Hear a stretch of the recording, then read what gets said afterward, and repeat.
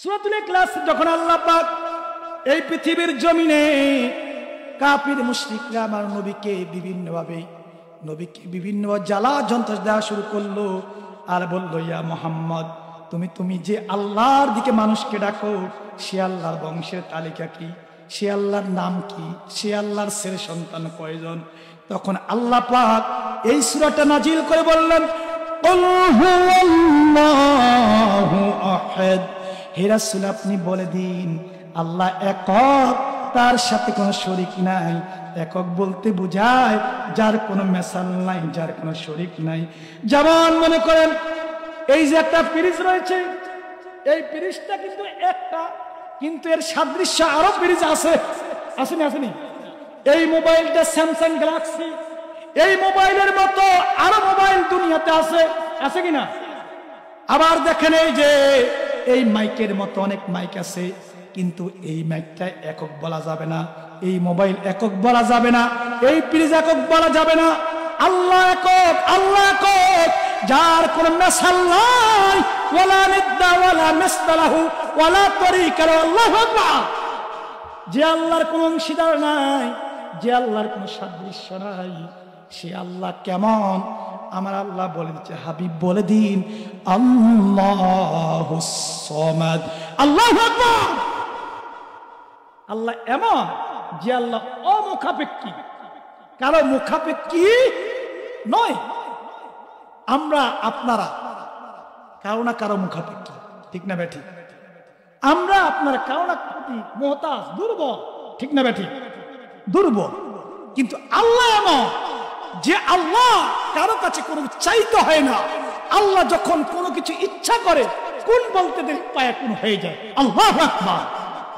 আমার আল্লাহ পবিত্র কোরআন শরীফের মধ্যে বলেন, ইন্নামা আমরুহু ইযা আরাদা শাইআন আন ইয়াকুলু লাহু কুন ফায়াকুন।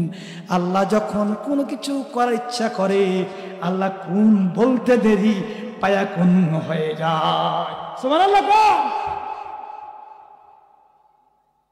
আপনারা সবাই জানেন এই পৃথিবীর জমিনে আমার নবী ইসলামের প্রতি মক্কার বড় বড় লিডারদেরকে যখন দাওয়াত দেওয়া শুরু করতে লাগলো, তখন নবীকে এমন আঘাত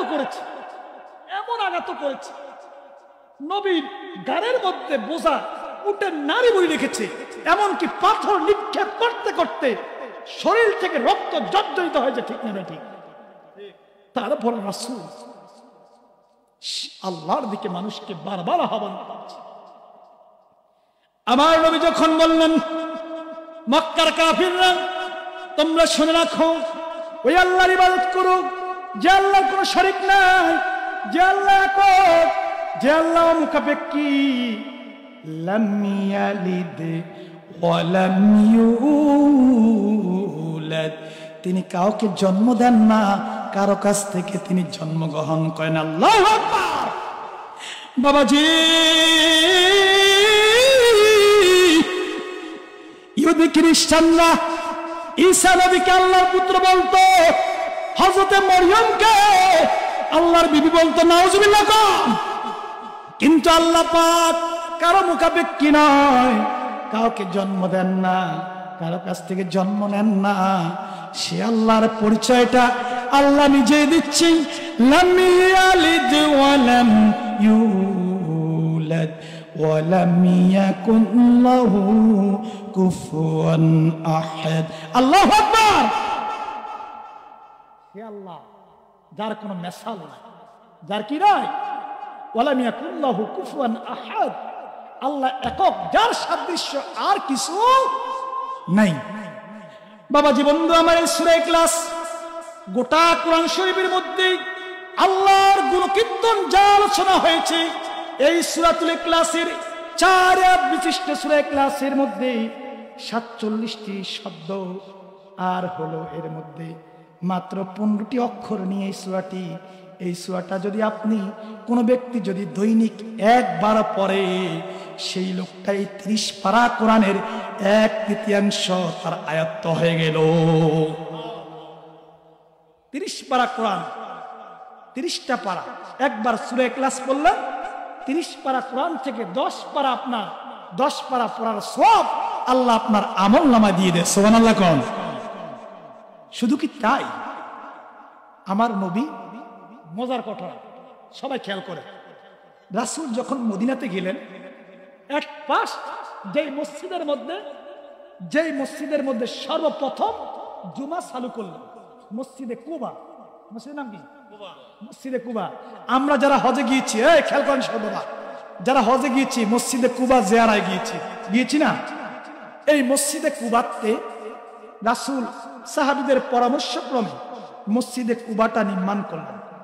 সেই মসজিদে কুবার জন্য একজন ইমামের জন্য ওই এলাকার আশেপাশে অনেক মুসলমান সাহাবী এসে রাসূলের কদমে বলে, হুজুর আপনি এই মসজিদ নির্মাণ করেছেন, আপনি জুমা শুরু করেছেন, হুজুর আপনার পক্ষ থেকে একজন সাহাবীকে আমাদের ইমাম দেন। সুবহানাল্লাহ কোন।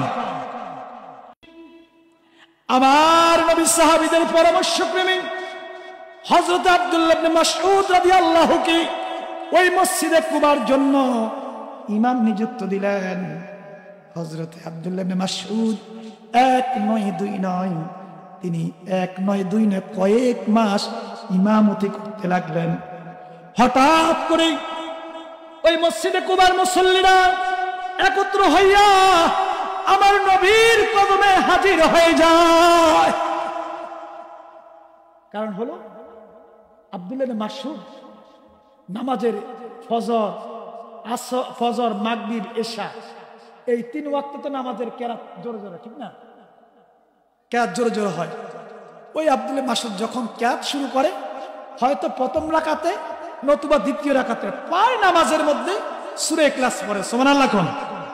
তাই এমন কোনদিন বাদ নাই যেই দিন অতিক্রম সূরা ইখলাস ছাড়া হয়। সুবহানাল্লাহ কোন। প্রত্যেক দিন প্রতি নামাজে তিনি সূরা ইখলাস তেলাওয়াত করেন। সুবহানাল্লাহ কোন। আমার নবীর কদমে ওই সাহাবীরা এসে বলল, হুজুর আমাদের কিছু কথা আছে, সেটা হলো আমাদের ইমামের ব্যাপারে। আল্লাহু আকবার বলেন। আমার নবীর কদমে এসে বলল, হুজুর আপনি যে ইমাম আমাদেরকে দিয়েছেন মসজিদে কুবার জন্য, আব্দুল্লাহ ইবনে মাসউদ রাদিয়াল্লাহু কে, এই সাহাবী এত সুন্দর তেলাওয়াত করে আমাদের মনটা ভরে যায়, এবং এই সাহাবীর তেলাওয়াত শুনে শুনেই আমাদের কলিজা ঠান্ডা হয়ে যায়। হুজুর এই সাহাবীর চরিত্র ভালো, এই সাহাবীর তেলাওয়াত সুন্দর, এই সাহাবী অত্যন্ত মিশুক, এই সাহাবীর কোনো দিক কমতি নাই, অত্যন্ত ভালো মনের সাহাবী। আমরা ইমামকে অনেক পছন্দ করি হুজুর, তবে একটি ব্যাপার আছে যেটা বলার জন্য আমরা আপনার খেদমতে হাজির হলাম। একটা কারণ আছে, সব প্রশংসা করছে, এবার কয় হুজুর এই ইমামের একটা দোষ আছে, কারা একটা অভ্যাস আছে, সেই ব্যাপারে আপনার কাছে হাজির। সেটা কি? সেটা হলো এই আব্দুল্লাহ ইবনে মাসউদ যেদিন থেকে মসজিদে কুবা নামাজ পড়ান শুরু করলেন, ওই দিন থেকে আব্দুল্লাহ ইবনে মাসউদ প্রত্যেক নামাজে সূরা ইখলাস পড়ে, এবং এমন কোন নামাজ নাই যেই নামাজের মধ্যে সূরা ইখলাস পড়ে না। সুবহানাল্লাহ। বাবাজি বন্ধু আমার গভীর খেয়াল করেন, আমার নবী আব্দুল্লাহ ইবনে মাসউদকে ডাকলেন। আব্দুল্লাহ ইবনে মাসউদ বললেন, আব্বাকে ইয়া রাসূলুল্লাহ, হুজুর আমি হাজী।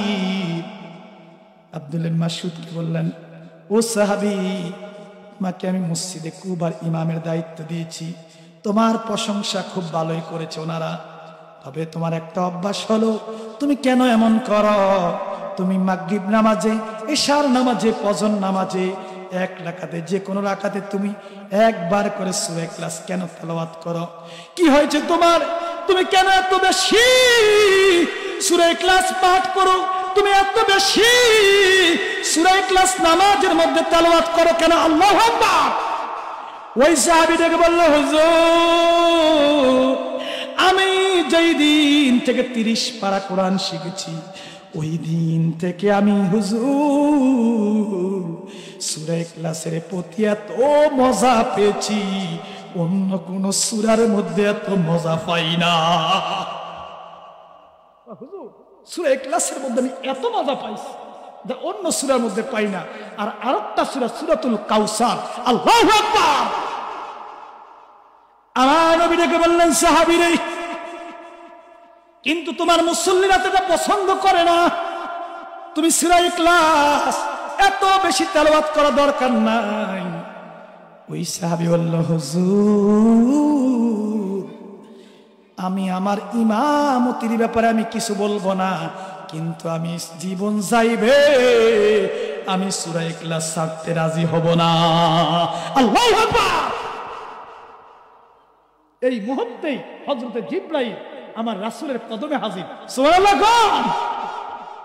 জিবরাইল হাজির হয়ে বললেন, হুজুর ইয়া রাসূলুল্লাহ ওয়া হাবিবাল্লাহ, আপনি আপনার সাহাবী আব্দুল্লাহ ইবনে মাসউদকে আর কোনো কিছু জিজ্ঞাসা করবেন না। আপনার সাহাবীর ব্যাপারে আমার আল্লাহর তরফ থেকে সুসংবাদ দিয়েছে, এই সাহাবী সূরা ইখলাস কে পছন্দ করে, ভালোবাসে, আমার মালিক আল্লাহ তাকে পছন্দ করে নিয়েছে।